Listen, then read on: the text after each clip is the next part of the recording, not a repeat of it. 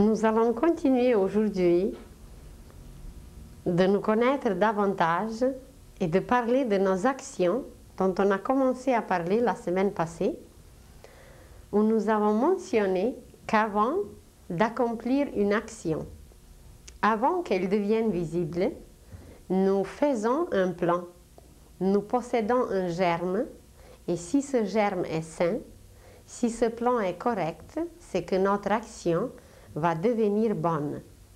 Mais si ce germe est maladif, si ce germe est déformé, si ce germe est trop personnel, trop égoïste, notre action va devenir malsaine ou mauvaise.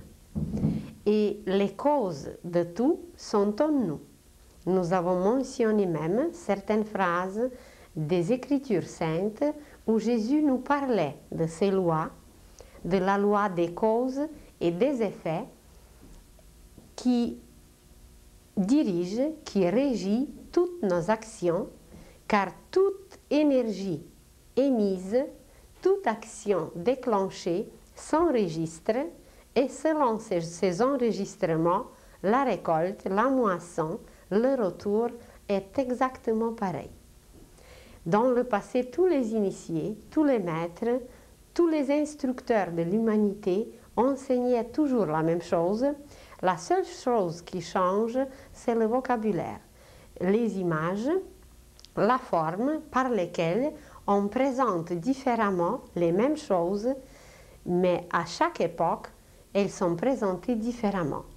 Nous nous sommes dit que dans le plan mental, ce germe, cette sémence naît avant qu'elle devienne visible. Et que ce qui est le plus important, c'est la motivation. Il faut que cette motivation soit détachée de nos pensées, de nos préoccupations, de notre personnalité et qu'elle soit au service de tout le monde. Mais on s'est dit aussi que toute pensée, tout germe est ensuite alimenté, soutenu par les sentiments et qu'au niveau des sentiments, on peut ou dessécher la sémence, qu'elle ne donnera rien, ça veut dire la pensée ne se réalisera pas, ou on peut l'alimenter tellement qu'elle va pourrir, qu'elle va moisir, et dans ce cas, ce n'est plus quelque chose qui est constructif et créatif. Et on s'est dit de cette façon qu'il existe le karma qui ne veut rien dire d'autre que l'action, que cette action commence, naît d'abord dans le plan mental et ainsi on peut parler du karma mental. Ensuite le karma sentimental et à la fin seulement cela devient physique, une action physique. Vous imaginez par exemple un voleur. Et ce voleur se prépare pendant des mois et des mois, il se prépare de voler. Et toute cette préparation dans la pensée, comment il pense, comment il veut agir, comment il se prépare, comment il forme son karma, eh bien ça s'appelle le karma en formation. Mais ce karma en formation est déjà au niveau physique. Imaginez, comme l'image, chaque image vaut 5000 mots, alors on va regarder les images. Quand le karma mental était accompli, la sémence, le germe était formé, il était soutenu par les sentiments et il commence à devenir le karma tangible. Mais le voleur qui a pensé pendant des mois et des mois de voler, qui a tout préparé, qui a soutenu son plan par tout son désir de voler, alors il commence son action. Mais même dans l'action, il y a des degrés.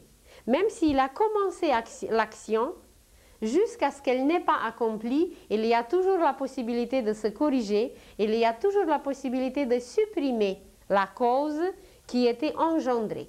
Alors, le voleur, que nous le voyons ici, il commence son action. Dans sa pensée, c'est clair, dans ses désirs, dans ses sentiments, c'est très fort, il veut accomplir cette action Et voilà, il commence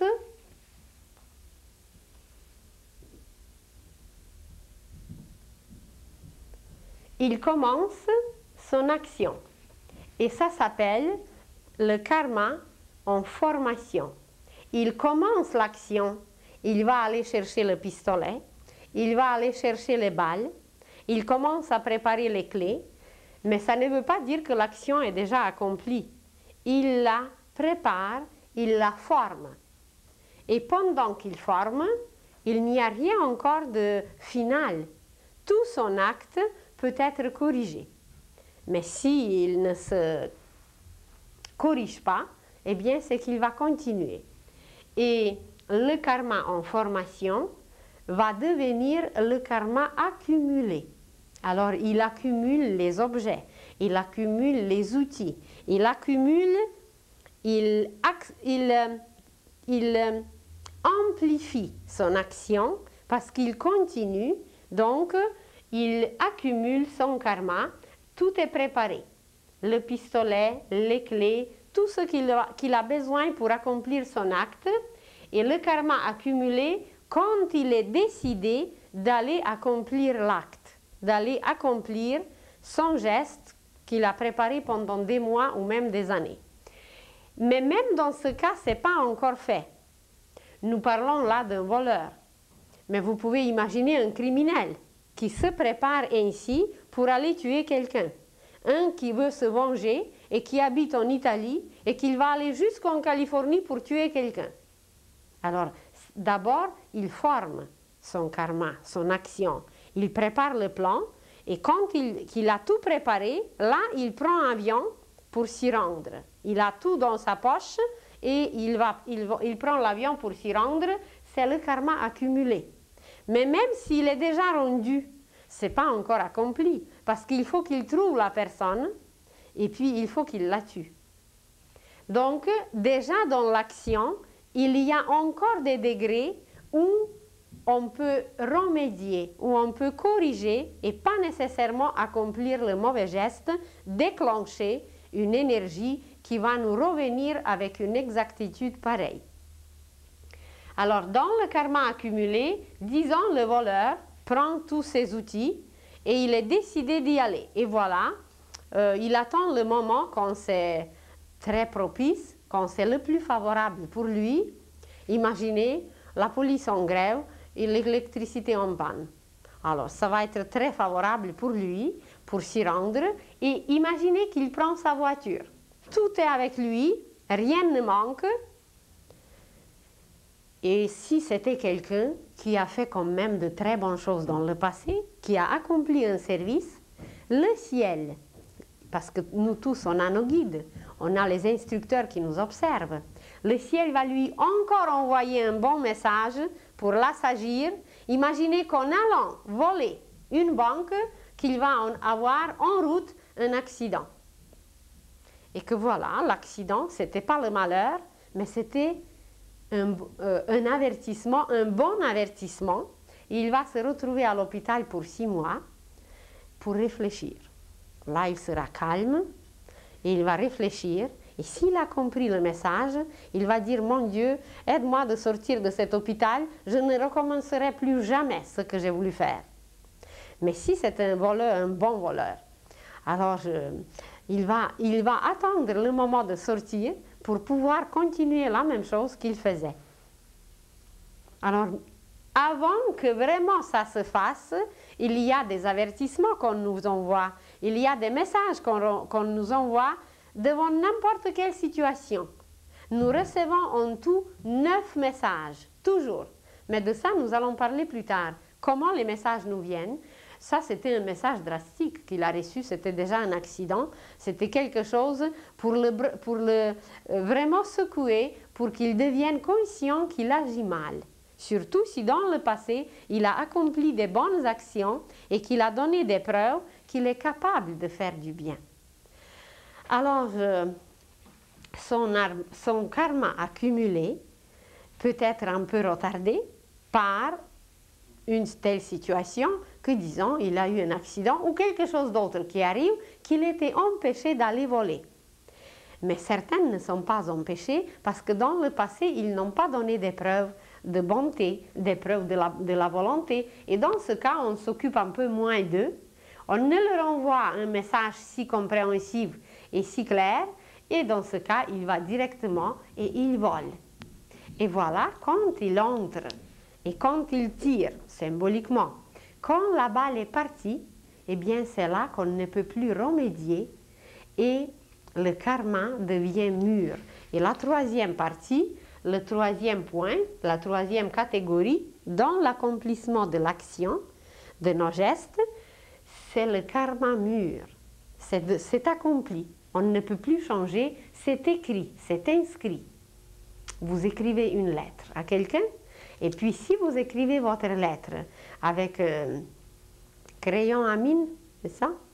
Bien, vous tournez votre crayon, parce que de l'autre côté, vous avez une petite efface, et voilà, vous effacez ce qui était mal écrit. Mais si vous écrivez avec de l'encre, eh bien, c'est plus difficile d'effacer.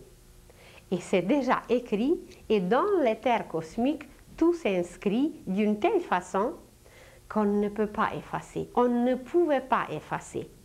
On peut l'effacer seulement depuis que Jésus est venu sur la terre.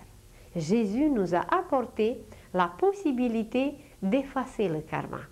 D'effacer parce que, premièrement, il nous a apporté les possibilités de devenir plus conscients de nos actes, de nos actions. Il a expliqué dans les évangiles comment ça marche. Il a dit, vous récolterez ce que vous avez sémé. Dans cette seule phrase est exprimée une loi universelle qui forme une science, avec une exactitude dont on n'a aucune idée. La science des ondes. Des ondes, c'est à l'infini. Imaginez seulement notre musique, ici dans ce monde. À quel point la musique est variée. Et on ne sait pas encore comment notre oreille capte les ondes et de quelle nature sont ces ondes. On connaît quelques petites choses, mais ce n'est pas complet. Alors, juste ce que nous connaissons déjà, c'est très peu.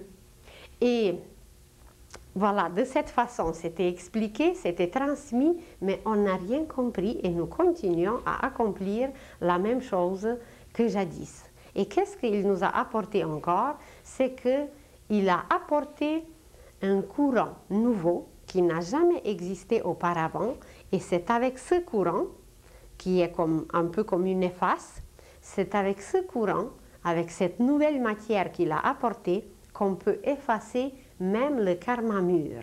Et comment s'appelle ce courant? Certains l'appellent le courant christique, d'autres l'appellent le courant de l'amour universel, ou on peut l'appeler encore autrement, seulement avec amour. Et seulement par l'amour qu'on peut effacer le pire karma. Imaginez deux êtres qui sont aujourd'hui mariés, mari et femme. Et qu'il y a des siècles et des siècles, c'étaient deux soldats qui se trouvaient dans un champ de bataille et ils se sont transpercés jadis. Et il y avait un qui était parti parce qu'ils se sont transpercés. Et que l'endroit où celui qui était transpercé, c'était l'endroit exactement là où se trouvait son rein gauche. Et aujourd'hui, après, ils se sont revus, peut-être comme des collaborateurs, peut-être encore comme deux adversaires, puis encore comme deux cousins, puis encore comme deux êtres encore plus proches. Et aujourd'hui, pour régler certaines choses, pas nécessairement d'une façon désagréable, mais comme ils ont donné des preuves de bonne qualité, on leur permet aujourd'hui de régler leur affaire karmique d'une façon bonne, d'une façon pacifique. Et voilà, imaginez que le mari, qui était jadis transpercé, qui a perdu son rein, qu'aujourd'hui, un peu à cause du passé, un peu à cause de l'élimination, un peu à cause d'autres exagérations qu'il a fait dans le passé, alors tout d'un coup, son rein va être attaqué. Et la chirurgie lui enlève un. Et comme l'autre est surchargé, alors il y a le danger d'enlever l'autre. Et son épouse, par l'amour aujourd'hui envers lui, son épouse qui lui a jadis enlevé, qui l'a transpercé, eh bien aujourd'hui par l'amour, son épouse va lui offrir un rein. Alors par l'amour, avec l'amour, au lieu de se transpercer encore, au lieu de se bagarrer encore et au lieu d'agir d'une façon violente, ils vont régler leur karma, leur cause, par un effet pacifique, par un geste d'amour, parce que c'est faisable. Il y a beaucoup de cas aujourd'hui où ça peut se régler, où ça peut s'effacer, même un karma mûr, parce que auparavant, on ne pouvait pas accomplir un tel geste, mais aujourd'hui, c'est possible, justement à cause que Jésus a déblayé le chemin, et sur ce chemin, c'est facile de marcher pour nous aujourd'hui. La question du karma est extrêmement complexe, c'est toute une loi universelle qui est connue par les cultivateurs d'une façon naturelle, qui est connue par d'autres êtres sur la terre qui étudient cette question et qui la connaissent.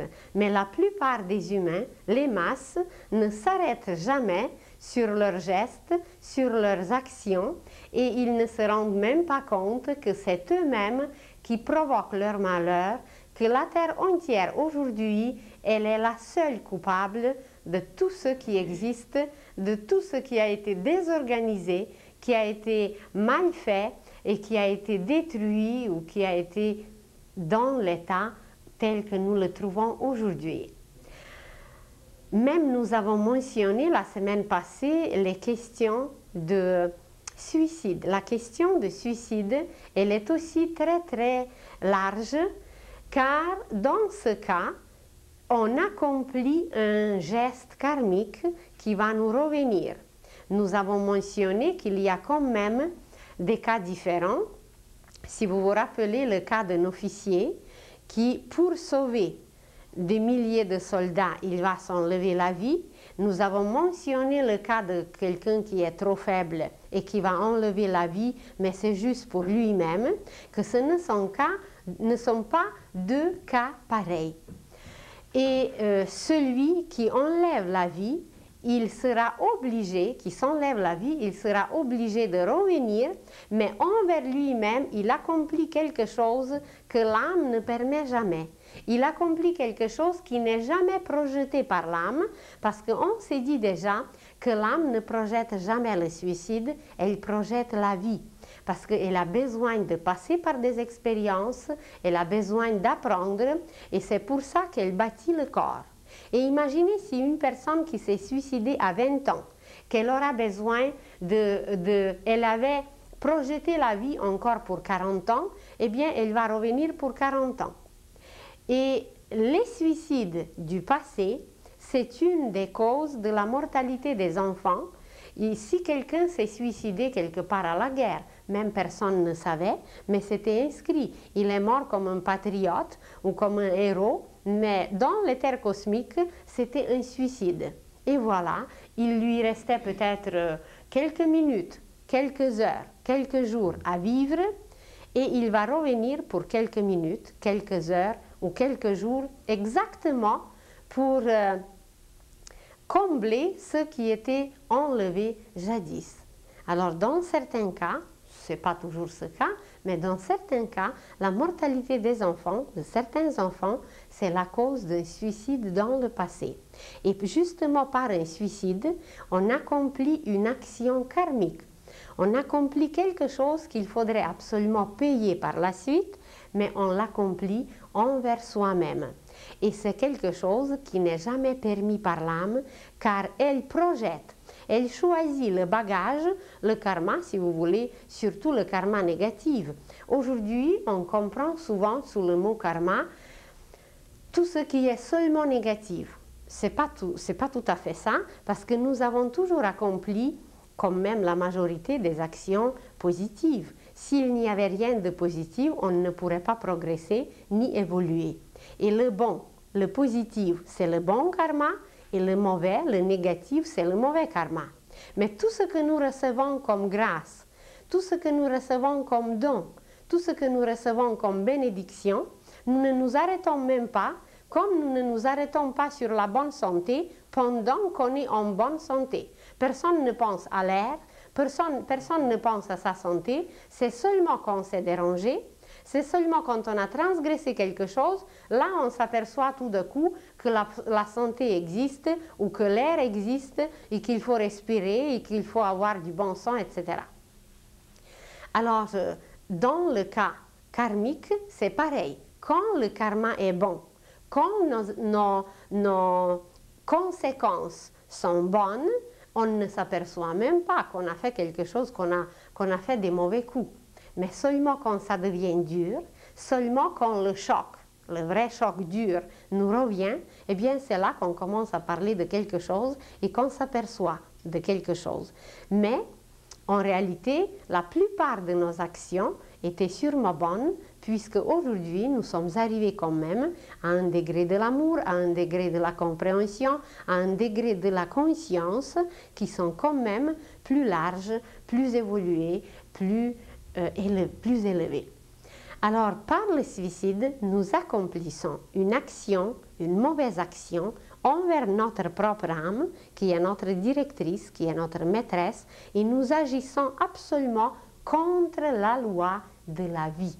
Nous supprimons le corps physique où le courant de la vie est enraciné dans le cœur, et pendant que ce courant de vie entretient notre corps physique, il faut le laisser, et tout ce qui est considéré comme le mauvais karma, comme nos mauvaises conséquences, est appelé dans le langage ésotérique comme bagage. Nos valises, symboliquement, représentent le karma négatif, tout ce qui est lourd à transporter, tout ce qui est lourd à porter, alors nous le considérons comme un bagage. Alors pour quelqu'un qui a beaucoup de dettes à payer karmiquement, ça veut dire envers beaucoup de personnes, envers plusieurs maris, envers plusieurs femmes, envers plusieurs êtres sur la terre, il a les dettes à payer, les dettes morales, les dettes d'honnêteté, les dettes, toutes sortes de dettes. Alors ce sont les effets karmiques, les conséquences karmiques, et personne au monde ne pourra le faire pour nous, c'est seulement nous-mêmes. C'est comme vous voulez vous rendre quelque part, eh bien, il faut qu'on se rende nous-mêmes. Pour manger, eh bien, c'est pareil. Personne ne peut manger à notre place. Pour respirer, c'est pareil. Personne ne peut respirer à notre place. On peut nous aider. On peut nous expliquer certaines choses. On peut nous apprendre. On peut nous éclairer. Mais c'est à nous de le faire. Et sur ce chemin de l'amour que Jésus nous a déblayé, eh bien, c'est à nous de marcher. Il nous a montré, il est venu de nous aider, il est venu d'accomplir quelque chose pour toute l'humanité, mais c'est à nous de marcher. Et s'il est venu, ça ne veut pas dire du tout que nous, maintenant, on reste les mains pliées et puis on ne fait rien parce que Jésus est venu nous a sauvés. Il a sauvé dans le sens qu'il a ouvert ce courant, ces portes, ou si vous voulez, dans le langage d'aujourd'hui, puisqu'on est dans un pays de neige, il a déblayé, il a défriché le chemin et il nous a permis de marcher facilement, de marcher bien et d'accomplir tout ce qu'il faut comme il faut. Et la question du karma est extrêmement large, on peut encore continuer à l'infini. Alors ce bagage que nous prenons, ce bagage que nous choisissons avant de venir sur la terre, avant de naître. Vous vous rappelez qu'on a parlé il y a quelques semaines de la salle de la sagesse par laquelle toute âme passe avant de descendre sur la terre. Il y a des seigneurs du karma ou des seigneurs de la destinée qui sont 24 et ils sont là qui président toute cette assemblée et nous y passons pour choisir notre future vie, sa durée, la place, les parents, le métier, etc. Et quand nous y passons, eh bien c'est là qu'on nous montre quel sera notre bagage. Et c'est là que nous l'acceptons, que nous acceptons de le porter. Et voilà, tout est prévu, tout est déjà sur les plans, sur le projet, et nous serons capables de le faire, nous serons capables de le porter. Et symboliquement, vous allez voir sur une image que vous allez suivre d'en haut vers le bas. D'en haut vers le bas, vous allez voir le karma du passé. Ça veut dire tout ce qui était produit dans le passé, nous le portons comme un bagage, comme un baluchon sur le dos. Sur le dos, le karma du passé. Vous voyez le petit bonhomme qui porte son baluchon sur le dos, c'est le karma du passé. C'est la personne qui s'occupe de son bagage, elle n'est aidée par personne, elle doit tout régler, elle doit payer toutes ses dettes. Et vous savez très bien comment ça marche à travers notre système d'aujourd'hui, à travers les dettes, les banques, les hypothèques et tout ce qu'on doit payer aujourd'hui. C'est que dès que quelqu'un dès que quelqu'un ne suit pas comme il faut, ne paye pas comme il faut ses dettes, eh bien il est poursuivi d'une telle ou d'une autre façon et ça peut aller jusque dans la prison. Alors le karma du passé, c'est ce bagage que nous portons nous-mêmes seuls sur le dos. Ça veut dire on doit régler tout ce qu'on a transgressé, qu'on a déréglé, justement, le mot régler, ça veut dire qu'on a déréglé dans le passé. Mais il y a des personnes qui ont accompli beaucoup de bonnes actions dans le passé. Il y a des personnes qui ont le karma ou le bagage moins lourd. Il y a des personnes qui sont capables déjà de servir et d'aider les autres. Et dans ce cas, une telle personne va choisir une famille. Imaginez une jeune fille qui est aujourd'hui dans une famille, ou jadis dans un cas où la famille est très très nombreuse. Et cette fille, elle était très serviable, elle était très bonne dans le passé et elle est suffisamment forte pour partager le karma avec sa mère. Sa mère, elle a encore beaucoup de choses à payer. D'abord, elle a 12 enfants. Deuxièmement, elle doit s'occuper de la famille. Troisièmement, elle a provoqué une maladie qu'elle est aujourd'hui peut-être paralysée. Et voilà, sa fille vient. Et pour libérer sa mère, pour aider sa mère, pour que sa mère s'occupe de la famille, et peut-être sa mère comprendra mieux le service, l'amour et d'autres choses. Parce que, imaginez que pendant 6 ans, c'était la mère qui était paralysée. Et sa fille, surtout l'âme de sa fille, parce que sa fille n'est pas consciente, mais c'est au niveau de l'âme que tout s'accomplit, après 6 ans de la maladie de la mère, qui devait être encore malade 6 ans, eh bien c'est la fille qui tombe malade, c'est la fille qui devient paralysée, et tout d'un coup la mère est correcte, la mère est guérie, et la mère s'occupe des enfants, et quand elle observe sa fille, eh bien là, comme c'est sa chair, comme c'est son sang, alors ça éveille en elle beaucoup de choses et elle commence à prier, elle commence à se questionner et dans sa conscience s'accomplit tout à fait un autre travail que pendant sa propre maladie. Parce que sa fille est belle, sa fille est jeune, alors c'est un peu autre chose que pour elle-même. Et voilà ce karma de la jeune fille qui partage avec sa mère cette tâche pour l'aider, pour qu'elle devienne plus consciente, pour qu'elle s'occupe de la famille et pour qu'elle paye ses dettes plus rapidement. Ça s'appelle tout simplement le karma partagé. Ce que vous allez voir au milieu sur l'image, c'est que quelqu'un porte son baluchon, son fardeau, mais la deuxième personne d'en arrière, elle vient pour l'aider, pour supporter et pour partager son bagage, pour partager son fardeau, pour que tout soit plus accéléré, pour que tout soit mieux compris, plus rapide, etc.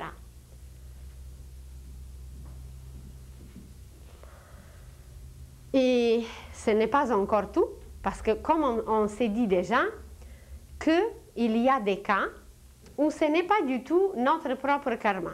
On n'a pas produit nous, on ne l'a pas engendré, et qu'on est venu seulement pour donner des preuves, qu'on était suffisamment fort, qu'on était suffisamment préparé, qu'on a accompli suffisamment de bonnes actions pour donner aujourd'hui des preuves de la miséricorde divine, de la bonté divine, de tout ce qui s'est passé de miraculeux. Il y a beaucoup de cas où la personne est venue pour donner de telles preuves parce qu'elle était capable. Et ça s'appelle le karma de l'avenir. Pour elle-même, c'est quelque chose d'extraordinaire. Ça va lui servir dans l'avenir. Ça va lui faire beaucoup de bien. Il y aura quelque chose d'accéléré, quelque chose d'élargi, quelque chose d'éclairé, de bien compris. Dans l'avenir, la personne peut évoluer beaucoup plus rapidement si elle a accepté de servir, devenir une preuve pour une œuvre divine.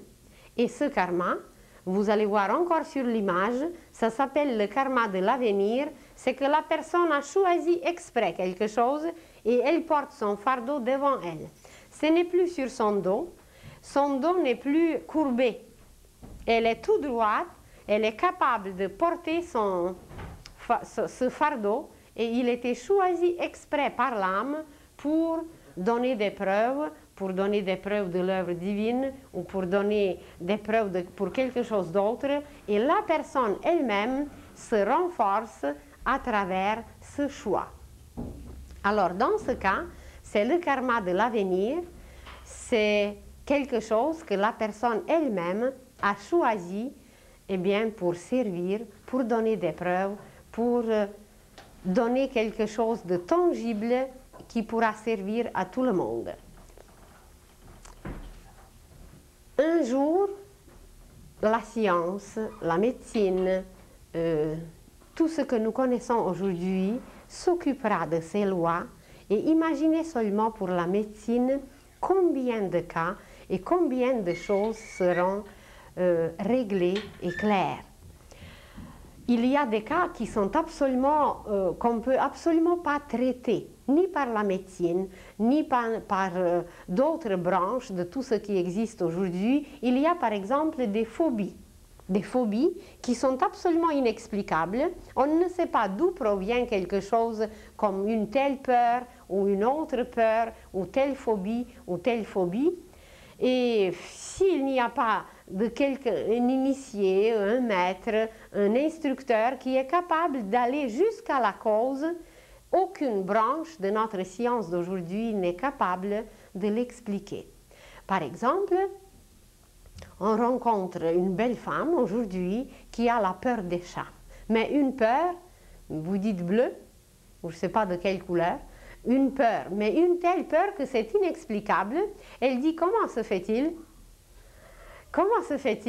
que les chats c'est un animal très charmant, c'est un animal extraordinaire et que voilà, elle ne supporte pas les chats. Imaginez que cette belle dame, au XIVe siècle, elle vivait dans un village, dans une famille simple et ses parents travaillaient dans les champs. Et elle était un petit garçon de 14 mois. Et le petit garçon était en train d'apprendre à marcher et il traînait dans la cour. Et comme les parents étaient dans le jardin, tout d'un coup, le petit garçon était attaqué par un chat enragé. Et comme le médecin n'existait presque pas, il était loin et pour secourir c'était trop compliqué, alors le petit garçon était, je ne sais pas, griffé, mordu et voilà, il est décédé par la suite de ces morsures d'un chat enragé. Mais imaginez que dans les cellules de cet enfant, tout était enregistré. D'ailleurs, nous avons déjà parlé comment dans notre cœur, tout s'enregistre. Et comme aujourd'hui, cette dame peut peut-être trouver la cause, peut aller chercher d'où ça vient, alors ça arrive et cette phobie revient à la surface. C'était peut-être plus au fond, jadis. Mais aujourd'hui, ça revient à la surface et elle cherche la cause, comme la fille dont on a parlé la dernière fois, la fille d'un médecin qui était violée. Elle fait du stop une fois dans la vie et voilà, elle est violée. Alors, la dame, avec un travail, d'abord avec les photos, elle va observer les photos des chats, il va se dire que c'est un animal tout à fait inoffensif et aujourd'hui, chez elle, il y a 3 chats et elle est tout à fait bien, elle est tout à fait amie avec cet animal qui lui a causé dans le passé les images très souffrantes qui se sont imprimées dans ses cellules et dans la mémoire de ces cellules, aujourd'hui, ça apparaît comme un dérangement. Ne vous étonnez pas de certaines images, ils sont peut-être un peu durs, mais c'est juste pour vous démontrer à quel point tout a une cause et à quel point tout nous revient. J'ai rencontré un homme assez jeune qui s'intéresse à la spiritualité, aux sciences ésotériques, à toutes ces belles choses. Et il dit, voulez-vous m'expliquer s'il vous plaît pourquoi je ne supporte pas la couleur rouge? Il dit, je sais que c'est la couleur de la vie, je sais que c'est le sang, je sais que c'est à quel point c'est important. Il dit, je peux vous donner 1000 raisons par l'intellect, par le raisonnement même, mais il dit je ne supporte pas et j'ai des nausées et je suis malade quand je vois la couleur rouge. Bien, alors il y a sûrement une cause. Et puis il dit, j'ai consulté les médecins, j'ai consulté toutes sortes de créatures sur la terre qui pouvaient peut-être comprendre ça, mais il dit, personne ne peut m'expliquer d'où ça vient. Et le voilà, le jeune homme, le jeune homme était dans une vie, dans un pays oriental, où on pratiquait beaucoup les torture. Et il était emprisonné il était un prisonnier, il était emprisonné dans une cour. La cour n'était pas grande, mais elle était pavée d'une pierre blanche, de la pierre blanche. Et dans cette cour, on martyrisait les détenus, ça, on les appelle les détenus, on les martyrisait, et il y avait un genre d'échelle. Et sur cette échelle, exactement comme nous on a des échelles pour monter, mais cette échelle était penchée dans une position descendante. Et on plaçait l'homme sur cette échelle, la tête vers le bas. Elle était très penchée vers le bas, et puis les bras attachés sur l'échelle, et on lui coupait les veines sur les poignets, et on coupait à peine pour que le sang dégoutte, goutte par goutte, sur la pierre blanche. Alors imaginez un homme qui regarde vers le bas, penché, où le sang arrive avec un afflux, comme ça, vers le bas, et il voit son propre sang dégoutter, goutte par goutte. Imaginez comment sur la pierre blanche, ça résonnait, ça frappait l'œil, et puis ça frappait sûrement l'oreille aussi, parce que ça résonnait. La goutte, quand elle tombe, elle résonne. Et voilà, ça s'est tellement imprimé dans son organisme qu'aujourd'hui, seulement de voir la couleur rouge, eh bien, ça crée des nausées et ça devient insupportable parce qu'il voyait comment la vie s'en allait de son organisme d'une façon si drastique. Alors, évident qu'aujourd'hui, il va avoir une réaction pareille. Et puis, après un certain travail, après un certain temps, eh bien, il est arrivé à accepter la couleur et puis il est arrivé à se calmer, à stabiliser son état. Et on pourrait trouver ainsi des cas et des cas, des exemples et des exemples. Un autre exemple, il y a une dame qui est déjà assez âgée et qui ne supporte pas des plumes, mais aucune plume. Il dit une plume d'oie, une plume de poule, une plume d'oiseau. Il dit quand je vois la plume, je deviens malade. Il dit j'ai des frissons, j'ai quelque chose qui se produit dans mon organisme. Il dit ça me fait peur, mais c'est pas tout à fait comme la peur, c'est plus parce qu'il dit je deviens comme un hérisson, c'est l'animal qui se dresse avec ses aiguilles. Porc-épic. Pas un hérisson? Porc-épic? Alors, porc-épic. Et elle devient toute irritée et elle ne sait pas comment se fait-il. Elle dit quand même, c'est un objet tout à fait agréable. Il y a les enfants qui aiment beaucoup jouer avec ça. Les oiseaux, ce sont des créatures admirables. Alors elle dit, j'aimerais bien savoir pourquoi je ne supporte pas des plumes et je deviens malade. Malade, toute irritée. Et voilà. Je la vois couchée sur le dos, sur un champ de bataille. Un champ de bataille, mais c'était déjà après la bataille, et le jeune homme, le jeune soldat, était gravement blessé. Mais il avait beaucoup de blessures, il ne pouvait plus bouger, et comme ses amis, les autres soldats, étaient déjà loin, il n'y avait personne pour l'aider. Et dans cette agonie, il était attaqué par les oiseaux qui venaient et qui arrachaient sa chair. Il était incapable de bouger, mais devant ses yeux, ses dernières images, avant de mourir, les dernières images, c'était seulement des plumes. C'était seulement les ailes et puis tout ce qu'il voyait, ce plumage des oiseaux qui arrachait sa chair. Alors imaginez à quel point ce qui s'est imprimé dans ces dernières minutes de la vie, à quel point c'était drastique, à quel point c'était dur. Et voilà, aujourd'hui, encore, le tonneau se renverse et ces images reviennent à la surface pour comprendre, pour éclairer et pour savoir, et en même temps pour nous donner un exemple, puisqu'on en parle, et je pourrais vous encore parler et donner des exemples et des exemples. Ça, c'est, disons, plus drastique. Ça, c'est quelque chose qui est dur. Mais il y a des cas, quelquefois même amusants, où vraiment la cause est dans le passé et ça devient absolument inexplicable. J'ai connu une jeune fille qui faisait les études à l'université et elle étudiait les phénomènes parapsychologiques et elle faisait une thèse sur les phénomènes de toucher les objets et d'après ce toucher, de les décrire.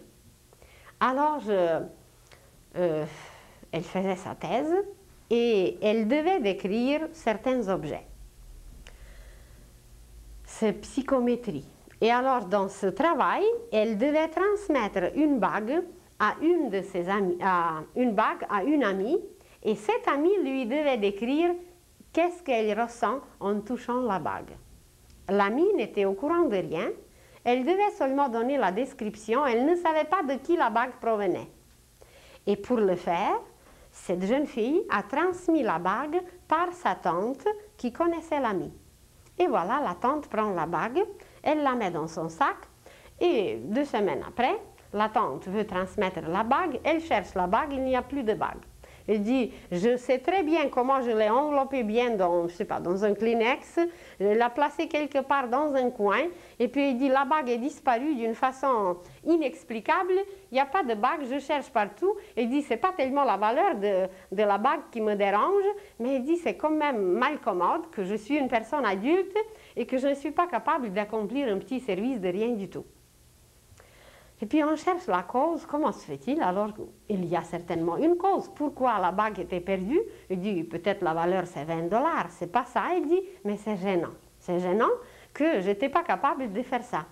Et voilà, les 3 personnes, on les retrouve jadis, oh, je ne me rappelle plus, c'était je crois le 11e siècle, où la jeune fille qui fait aujourd'hui sa thèse, elle était une jeune femme dont le mari était un officier. Et comme le courrier était très lent, comme il fallait transmettre les dépêches, elle aidait son mari et elle était déguisée en homme. Et alors sur un cheval, elle allait là où il fallait pour transmettre les messages. Et un jour, elle passe par sa ville natale. Et elle aimait beaucoup ses parents. Elle n'avait pas le temps de s'arrêter chez ses parents. Elle voulait leur transmettre seulement le message qu'elle est en vie et que tout va bien. Et alors, elle regarde sa main et elle prend la bague et elle voit dans la rue un petit garçon, elle l'appelle parce que le père de ce petit garçon travaillait quelquefois chez son père. Elle dit, est-ce que tu connais le monsieur qui habite là-bas en haut de la rue? Ah, il dit, oui, je connais, mon père travaille quelquefois chez lui. Alors elle dit, tu vas lui transmettre cette bague et puis le monsieur va savoir de quoi il s'agit. Alors elle donne au petit garçon la bague. Et le petit garçon s'en va et la dame continue son chemin. Le petit garçon met la bague dans sa poche et puis en marchant, tout en se dirigeant vers la maison de monsieur, il tire la bague, il prend la bague, puis il la regarde, puis il la met encore dans sa poche, puis il la regarde encore. Puis tout d'un coup, il y avait une rue qui menait au marché. Et ça le tentait beaucoup d'aller vendre la bague. Il prend encore la bague, il la regarde, puis il regarde la maison. Puis finalement, ce désir de vendre la bague le prend et puis il se dirige vers le marché. Il l'a vendu sûrement pour une bagatelle, mais il n'a pas accompli son message. Il n'a pas transmis la bague là où il fallait et la valeur qu'il a reçue pour la bague, il devait à la dame. Et aujourd'hui, les 3 se retrouvent. La jeune dame déguisée qui aidait son mari, c'est la jeune fille qui écrit sa thèse, qui transmet encore une bague à son ami qui était jadis son père.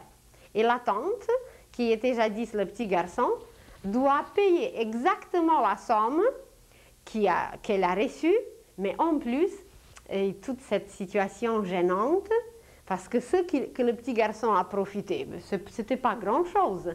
Mais aujourd'hui, cette mesure de gêne va exactement correspondre à cet acte enfantin, et que voilà, par cette gêne, la tante va payer sa petite dette. Alors, ce sont des choses qui paraissent presque ridicules. On ne s'arrête jamais devant telle chose, mais comme la tante et ses deux amis connaissent déjà un tout petit peu certaines lois cosmiques, alors on peut aller chercher ainsi la cause de tout, de tout, de tout. Il y a les divorces aujourd'hui qu'on ne peut pas éviter. On ne peut pas éviter parce que c'est une affaire karmique. Il y a une jeune dame qui se présente et qui est très maltraitée par son mari. Aujourd'hui, elle dit c'est insupportable, je suis presque violée. Eh bien, elle cherche à comprendre et jusqu'à quand ça va durer. Et quand on regarde la situation, d'où ça provient et pourquoi c'est comme ça et qui est coupable, alors dans une autre vie, c'est elle qui était l'homme. Aujourd'hui, elle est une toute petite femme, toute menue, mais jadis, c'était un homme très robuste, un homme très fort, qui a traité sa femme, qui est aujourd'hui son mari, d'une façon mais absolument exacte. Il y a même les gestes, il y a même les situations qui se répètent presque, parce qu'ils ne sont pas arrivés à se pardonner ou à régler leur karma par amour. Le ciel les a mis encore ensemble, comme un couple, comme les êtres qui sont unis le plus intimement. Mais au lieu de s'accorder, au lieu de s'harmoniser et au lieu de régler tout avec amour et par amour, alors ils continuent à se battre, donc ils n'utilisent pas la voie, le chemin que Jésus a montré, que Jésus a indiqué, parce qu'on s'est déjà dit que le premier qui nous a indiqué le chemin de régler le karma par l'amour, c'était Jésus. Et il y a des cas comme ça à l'infini, qui sont causés dans le passé et les conséquences nous subissons aujourd'hui. Mais là non plus, on ne peut pas juger parce que nous ne savons pas quand c'est une conséquence et quand c'est une cause. Vous prenez un divorce, 2 divorces, très semblables. Mais dans un cas, ça va être une affaire qui va régler le passé, qui va payer, qui va complètement effacer le passé, ça va être une affaire réglée, tandis que dans un autre cas, c'est quelque chose qui commence. C'est une cause. Et dans un autre cas, c'était un effet. C'était une conséquence.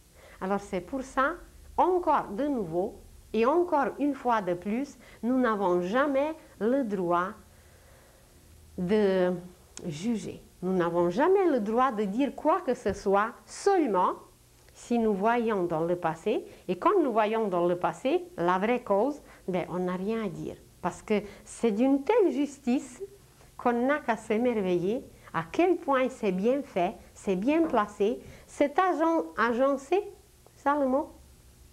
C'est tellement bien ajusté, c'est tellement bien placé qu'on n'a absolument rien à dire, seulement s'émerveiller et se demander comment ces seigneurs du karma, ces seigneurs de la destinée, comment ils le font, quelle sorte d'ordinateur ils ont, d'une perfection absolue, où absolument tout geste, chaque action est enregistré avec une exactitude absolue et ça va nous revenir dans la même mesure avec une exactitude absolue.